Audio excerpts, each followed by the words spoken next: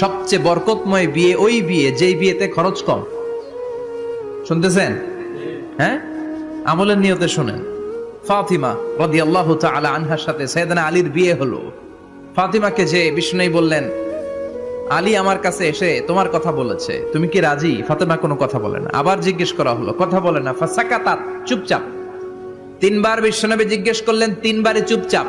আসুকুতু নিসফুর রিদা, মেয়েদের চুপ থাকা সম্মতির অর্ধেক। জোরে কোন ঠিক কিনা? কি লজ্জাবতী নারী, কিছু বলেই না। তার মানে বাবা যেটা ডিসাইড করবে ওইটাই। ফাতেমার সাথে সাইয়েদনা আলীর বিয়ে হয়ে গেল।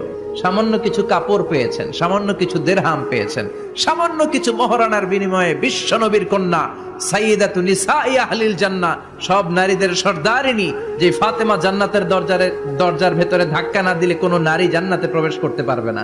সামান্য কিছু মহরানার বিনিময়ে বিয়ে হয়ে গিয়েছে। সুবহানাল্লাহ।